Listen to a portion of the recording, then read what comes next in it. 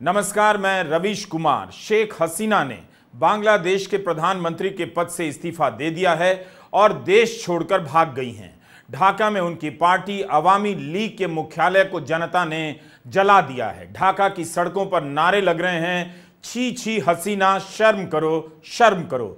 यही नारा आंदोलन का मुख्य नारा बन गया है। शेख हसीना के भारत आने की खबरें चल रही हैं। हम भी इन खबरों की अभी पुष्टि नहीं कर सकते, मगर भारत बांग्लादेश के 4096 किलोमीटर लंबे बॉर्डर पर बीएसएफ हाई अलर्ट पर है।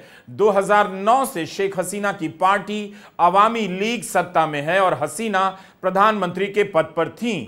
आज शेख हसीना को पद से इस्तीफा देकर उसी सरकारी आवास से फरार होना पड़ा, जिसे बांग्लादेश में गणो भवन के रूप में जाना जाता है। जनता प्रधानमंत्री के उस निवास में घुस गई जहां शेख हसीना 2009 से रह रही थी।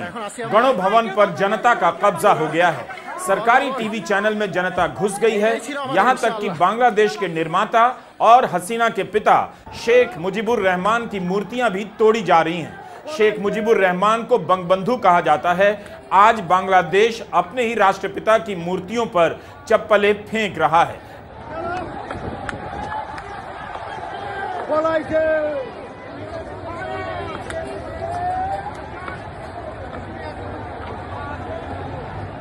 पंद्रह साल से अवामी लीग सत्ता में है। उनकी सरकार पर आरोप लगता है कि हर जगह केवल मुजीब की ही मूर्ति और तस्वीरें लगी हैं। हर भाषण में मुजीब का इस्तेमाल होता है और काम ठीक उल्टा होता है। इससे जनता मुजीबुर रहमान से भी चिढ़ने लगी।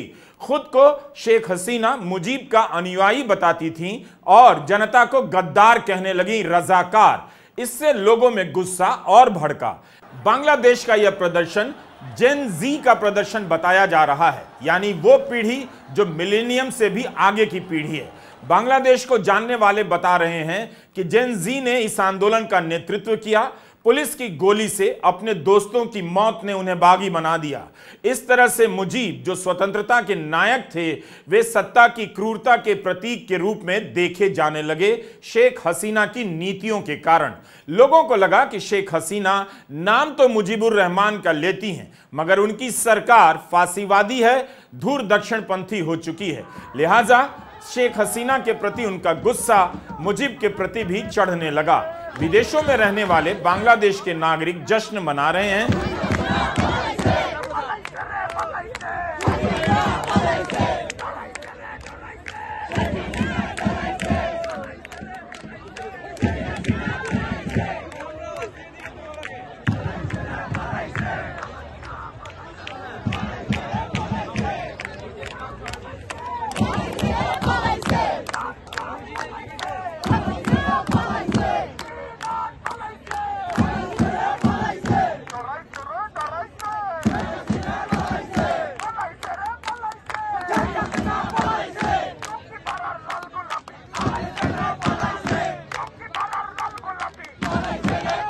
How are you feeling? Amazing. I feel. और बांग्लादेश में भी सड़कों पर जश्न मनाया जा रहा है। छात्रों ने सेना की सरकार को भी रिजेक्ट कर दिया है। उन्हें लोकतांत्रिक सरकार चाहिए। सेना प्रमुख ने कहा है कि अंतरिम सरकार की तैयारी की जाएगी।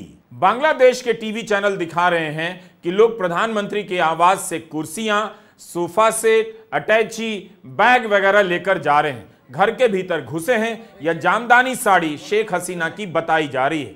लोगों ने उनके आवास से मछलियां, खरगोश और बकरी तक लूट ली हैं। क्या इसे लूट कहा जा सकता है? कई जानकारों का कहना है कि यह लूट नहीं है, बल्कि जनता को आज एहसास हो रहा है कि उसे अधिकार और शक्ति मिली है। यह तस्वीरें हमें प्राप्त हुई हैं। सोशल मीडिया में ऐसी अनेक तस्वीरें वायरल हैं। इस वक्त हालत यह है कि बांग्लादेश पूरी तरह से अनियंत्रित नजर आ रहा है। आप किससे पुष्टि करेंगे, किस बात की पता नहीं। ठीक इसी तरह श्रीलंका में हुआ था, जब महंगाई से और अराजकता से त्रस्त जनता राष्ट्रपति के आलीशान महल में घुस गई थी।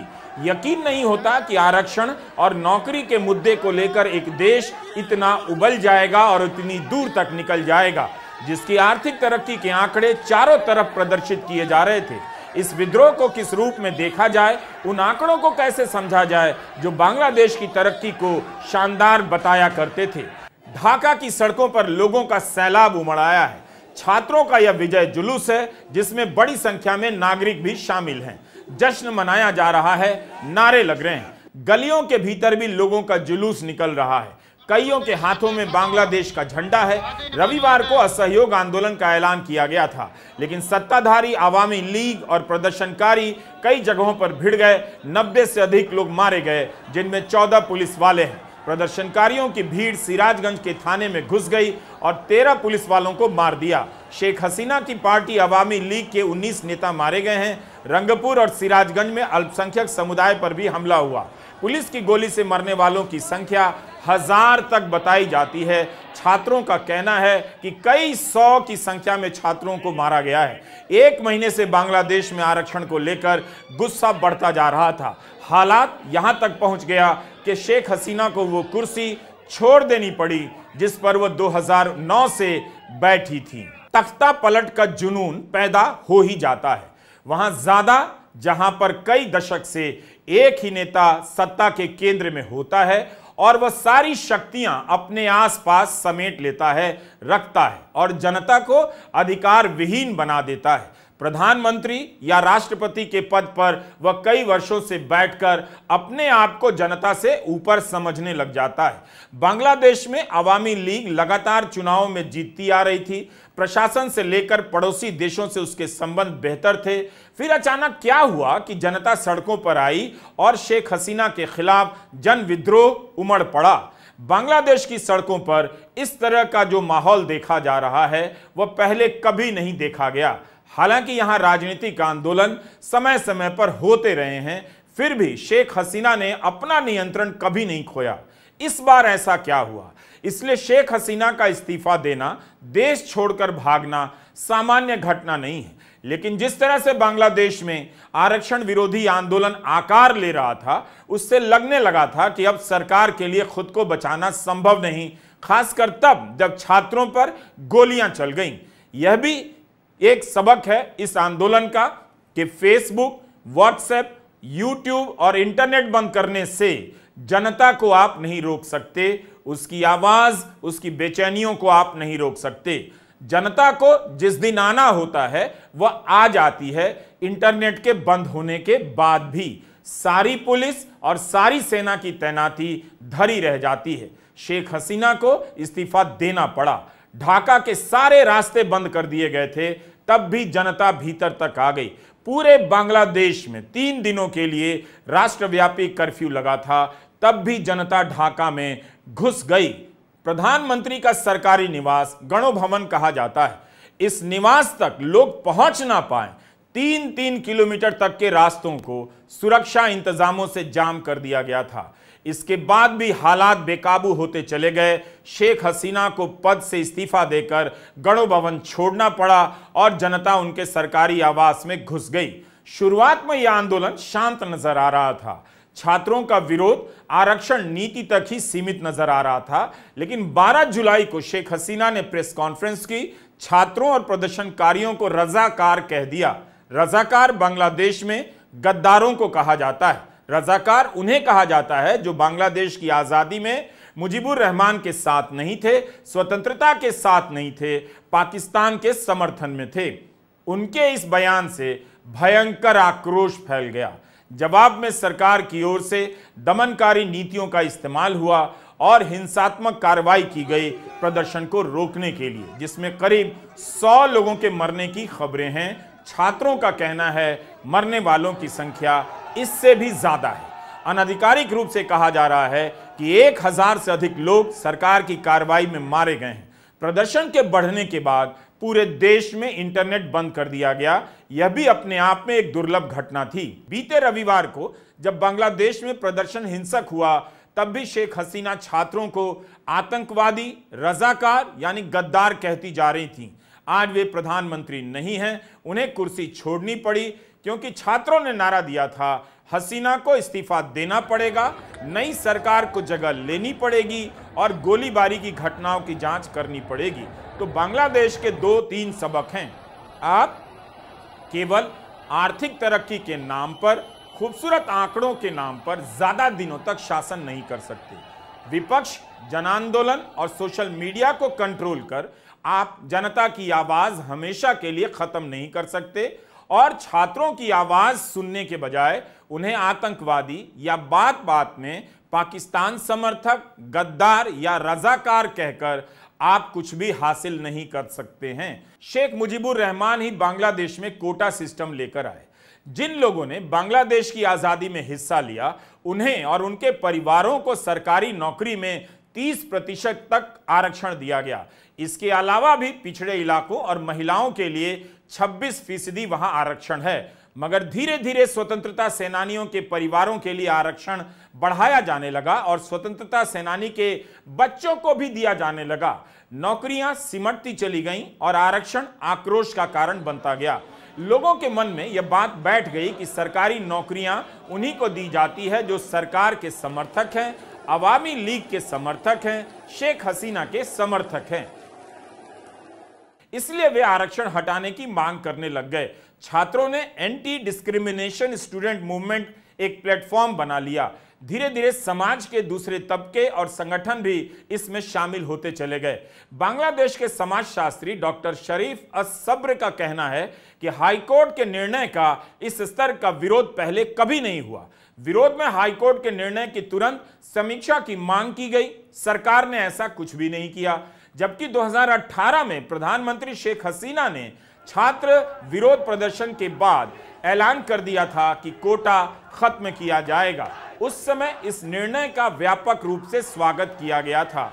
इसके बाद सरकार ने नौकरशाही में 9वीं से लेकर 13वीं ग्रेड तक के पदों के लिए आरक्षण खत्म करने का फैसला किया। शरीफ लिखते हैं कि हालांकि स्वतंत्रता सेनानियों की वास्तविक संख्या अभी भी एक प्रश्न चिन्ह है, कोई नहीं जानता कितने हैं। वर्तमान जनसंख्या के मुकाबले स्वतंत्रता सेनानियों का कुल प्रतिशत लगभग 0.1% ही होगा। उनके वंशजों को 30% आरक्षण देना किसी भी तरह से आनुपातिक और न्यायोचित नहीं है। शरीफ कहते हैं कि स्वतंत्रता सेनानियों के वंशजों को इतने असाधारण और लापरवाही की हद तक विशेषाधिकार दे दिए गए हैं, ऐसा उदाहरण दुनिया में कहीं नहीं है। हाईकोर्ट के जस्टिस कामरुल कादर और जस्टिस खिज्र हयात ने इस निर्णय को पलट दिया और सरकार के कोटा खत्म करने के फैसले को गैर कानूनी करार दे दिया।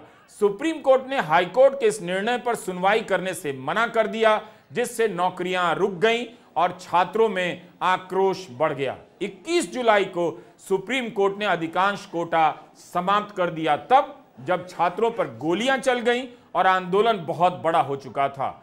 हिंसा में मारे गए छात्रों का मामला उससे भी आगे निकल गया, आरक्षण से भी आगे।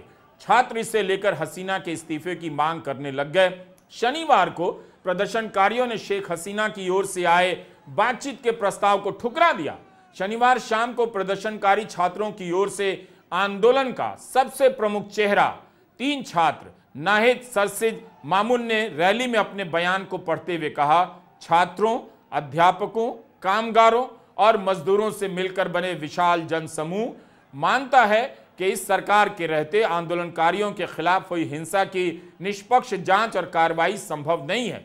इसलिए हम हमारी एक सूत्रीय मांग की घोषणा करते हैं कि वर्तमान सरकार इस्तीफा दे। साथ ही हम किसी सर्वस्वीकार्य व्यक्ति की अगुवाई में एक समावेशी राष्ट्रीय सरकार के गठन की मांग करते हैं। आंदोलनकारियों ने देश भर में लोगों से रविवार से शुरू होने जा रहे असहयोग आंदोलन को सफल बनाने की भी अपील की।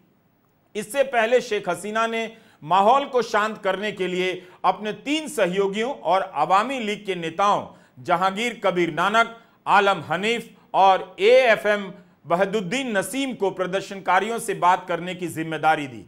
उन्होंने कहा कि उनके निवास गणो भवन के दरवाजे बातचीत के लिए हमेशा खुले हैं, मगर तब तक देर हो गई। अब वो दरवाजा जनता ने अपने लिए खोल लिया है। वहां शेख हसीना मौजूद नहीं है। छात्रों में और जनता में गुस्सा काफी फैल चुका था। पिछले महीने स्टूडेंट्स अगेंस्ट डिस्क्रिमिनेशन ग्रुप नाम का जो समूह बना, उसका आंदोलन अब सफल हो चुका है। यही समूह मौजूदा प्रदर्शन के पीछे भी है। रविवार को इस समूह ने एक अकेले एजेंडे के साथ प्रदर्शन शुरू किया, हसीना इस्तीफा दें, और इस्तीफा हो गया सोमवार तक आते आते। पिछले हफ्ते प्रदर्शनकारी वापस सड़कों पर उतरे, मांग करने लगे कि हसीना इस हिंसा के लिए माफी मांगे, इंटरनेट बहाल करें, यूनिवर्सिटी और कॉलेज वापस खोलें, गिरफ्तार लोगों को रिहा करें। शुरू में हसीना और उनकी सरकार यही कहती रही कि कोटा प्रदर्शन में छात्र शामिल नहीं हैं, बल्कि जमाते इस्लामी नाम का संगठन, मुख्य विपक्षी पार्टी बांग्लादेश नेशनलिस्ट पार्टी यानी बीएनपी शामिल है। मगर रविवार को फिर से हिंसा भड़कने पर हसीना ने बयान दिया कि जो हिंसा कर रहे हैं वो छात्र नहीं आतंकवादी हैं और देश को अस्थिर करना चाहते हैं। लगता है कि हसीना आंदोलन को समझ नहीं पाई। वे आंदोलन को लगातार गद्दार, आतंकवादी कहने में ही रह गईं और आंदोलन के भीतर जो आक्रोश पनप रहा था उसका मूल्यांकन नहीं कर पाई। छात्र संगठन ने हसीना सरकार से बातचीत कर मसला हल करने के प्रस्ताव को ठुकरा दिया। इतना अविश्वास बन गया। एक तरफ आप छात्रों को गद्दार कहें, रजाकार कहें, पाकिस्तान परस्त कहें और दूसरी तरफ उनसे बातचीत का प्रस्ताव भी भेजें तो छात्रों ने स्वीकार नहीं किया, क्योंकि विश्वास का रिश्ता खत्म हो चुका था। हसीना की सरकार ने छात्रों के प्रदर्शनों को कुचलने की पूरी कोशिश की। सेना को सड़कों पर उतार दिया गया, विश्वविद्यालयों में भेज दिया गया, पुलिस और सेना की तरफ से गोलीबारी हुई, छात्र मारे भी गए। नतीजा यह हुआ कि प्रदर्शन ने एक गृह युद्ध का रूप इख्तियार कर लिया और हिंसा, आगजनी के बहुत से मामले सामने आए। यहां तक कि सरकार की अहम वेबसाइट को हैक कर लिया गया। पूरे देश में कर्फ्यू लगा था। सरकार प्रदर्शनकारियों और आंदोलित छात्र समुदायों से कोई बात ही नहीं करना चाहती थी। 1 महीना गुजर गया। जब पानी सर से ऊपर गुजरा तब बातचीत का प्रस्ताव भेजा गया। शेख हसीना ने छात्रों के आंदोलन को लगता है ठीक से नहीं समझा, लेकिन प्रदर्शनकारियों के बीच जिस तरह से शेख हसीना को लेकर नारे लग रहे हैं उससे यह भी जाहिर है कि गुस्से के पीछे और भी कई कारण हैं, वरना छात्र उन्हें यूं ही डिक्टेटर नहीं कहते और भी आपत्तिजनक उपाधियों से उन्हें नहीं नवाजते। इसी साल बांग्लादेश में चुनाव हुए, वहां केवल 40% वोटर टर्नआउट था। प्रमुख विपक्षी दल बीएनपी ने इस चुनाव का बहिष्कार किया। खालिदा जिया हाउस अरेस्ट में है, उनका बेटा लंदन में देश निकाले की सजा भुगत रहा है। 2018 में 80% वोट पड़े थे। किसी भी नजरिए से हसीना को इस वक्त लोकप्रिय नहीं कहा जा सकता था, भले ही वे चुनाव जीत गई हों। चुनाव की प्रक्रिया पर लोगों के बीच संदेह पैदा हो गया, बढ़ता चला गया। इस बीच बांग्लादेश के सेना के प्रमुख जनरल वाकेरुज्जमान ने टेलीविजन पर दिए अपने संदेश में कहा है, शेख हसीना प्रधानमंत्री पद से इस्तीफा दे चुकी हैं और देश में अंतरिम सरकार बनेगी। प्रदर्शनकारी शेख हसीना को डिक्टेटर कहते थे और उनके पतन को तानाशाही के पतन के रूप में देखा जा रहा है। राष्ट्र को संबोधित करते हुए जनरल वाकेरुज्जमान ने कहा है कि तख्ता पलट पूरा हो चुका है। एक वीडियो वायरल हुआ है जिसमें शेख हसीना को सवार होकर कहीं भागते हुए बताया जा रहा है। किस देश में गई हैं अभी पुष्टि नहीं। अल जजीरा में ब्रिटेन के सोएस की प्रोफेसर नाओमी हुसैन का एक बयान छपा है कि सेना को अब शांति बहाल करनी होगी और लोकतंत्र को किसी भी रूप में स्थापित करने के लिए कदम उठाने होंगे। छात्रों ने सेना की सरकार को अस्वीकार कर दिया है। बांग्लादेश में सेना का शासन कोई नई बात नहीं। प्रोफेसर नाओमी हुसैन का कहना है 2006 से 8 के बीच सेना का समर्थन प्राप्त कर एक केयरटेकर सरकार बनी थी जिसने राजनीतिक सुधार की कोशिश की। उसी के बाद अवामी लीग सत्ता में आई, मगर 15 सालों से शेख हसीना की सरकार में जनता का दमन बढ़ता चला गया। 1981 में शेख हसीना ने अपनी राजनीतिक प्रतिद्वंदी बीएनपी प्रमुख और पूर्व प्रधानमंत्री खालिदा जिया के साथ हाथ मिलाकर एक लोकप्रिय विद्रोह का नेतृत्व किया था, जिसने 1990 में सैन्य शासक हुसैन मोहम्मद इरशाद को सत्ता से उखाड़ फेंका था। हसीना ने पहली बार 1996 में प्रधानमंत्री का पद संभाला, लेकिन 5 साल बाद खालिदा जिया से हार गईं। इसके बाद 2007 में सेना समर्थित सरकार द्वारा तख्ता पलट के बाद भ्रष्टाचार के आरोपों में दोनों को जेल में डाल दिया गया। उन्होंने 2008 में भारी जीत हासिल की, तब से सत्ता में बनी हुई हैं। किसी समय यही नेता लोकतंत्र की रक्षक के रूप में देखी जाती रहीं। आज उन्हें उनके आधिकारिक निवास से जनता ने खदेड़ दिया है। खबर है कि भागने के लिए सिर्फ 45 मिनट का नोटिस था। कहीं ऐसा तो नहीं कि बांग्लादेश की यह घटना भारत के लिए भी चुनौती बन सकती है। इसे भारत और बांग्लादेश के संबंधों की नजर से देखा ही जाएगा, लेकिन इस वक्त बांग्लादेश के भीतर क्या हो रहा है इस पर भी नजर रखनी चाहिए। क्या हम सही सही देख पा रहे थे तब और अभी समझ पा रहे हैं? पश्चिम बंगाल की मुख्यमंत्री ममता बनर्जी ने हाथ जोड़कर सभी समुदायों से निवेदन किया है कि शांति बनाए रखें, किसी प्रकार का सांप्रदायिक बर्ताव ना करें, ना ही कानून अपने हाथ में लें, कोई भी उत्तेजना फैलाने वाली बात ना करें। जिन लोगों को वहां दिक्कत होगी भारत सरकार और बांग्लादेश की सरकार मिलकर देखेगी। हम वही करेंगे जो भारत सरकार हमसे कहेगी। हम सभी बांग्लादेश को लेकर चिंतित हैं। कोई भी भावनाओं के प्रवाह में ऐसा ना लिखे जिससे बात बिगड़ जाए। मैं बीजेपी से भी यही अपील करती हूं। बीजेपी के कुछ नेताओं ने ऐसे पोस्ट किए हैं जो मेरी राय में उचित नहीं है। আমরা সেটা গভর্নমেন্ট অফ ইন্ডিয়া এবং গভর্নমেন্ট অফ বাংলাদেশ সেটা দেখে রাখছি। গভর্নমেন্ট অফ ইন্ডিয়া যেভাবে বলবে আমরা সেভাবে করছি। আর আমি সমস্ত পলিটিক্যাল পার্টি লিডারদের অনুরোধ করছি এবং বিশেষ করে সমস্ত জগতের সবাইকে দয়া করে এমন কিছু পোস্ট করবেন না যাতে কোনো সাম্প্রদায়িক সম্প্রীতি এখানে নষ্ট হয়। এবং সব দলের নেতারাই তাদের বলবো এটা দেশের ওপর ছেড়ে দিন। দেশে আমাদের সরকার আছে। बांग्लादेश में जो भी हालात हैं वो भारत के लिए भी चिंता के कारण हैं। बांग्लादेश और भारत के बीच के रिश्ते हमेशा अच्छे रहे हैं। इस हालात में दोनों के संबंध किस तरह से प्रभावित होते हैं, किस दिशा में जाएंगे, इस पर आने वाले समय में बात तो होगी ही। चुनौतियां भारत के पड़ोस में पैदा होती रही हैं। श्रीलंका में भी जन विद्रोह हो गया था, लेकिन हमें यह सोचना होगा कि क्या हम बांग्लादेश को ठीक से समझ पाते हैं या एक ही राजनीतिक नजरिए से चश्मे से देखते हैं। समय आ गया है कि सार्वजनिक चर्चाओं में बांग्लादेश की नई समझ बने, विस्तार से बातें हो और उस समझ का विस्तार हो। शेख हसीना को भी नए नजरिए से देखा जाए और मूल्यांकन किया जाए कि आज क्यों उन पर डिक्टेटर होने के आरोप लग रहे हैं। अंत में यही लगता है कि सत्ता पर पूर्ण नियंत्रण और लोकतंत्र का दिखावा एक दिन जनता को सैलाब में बदल ही देता है। नमस्कार, मैं रवीश कुमार।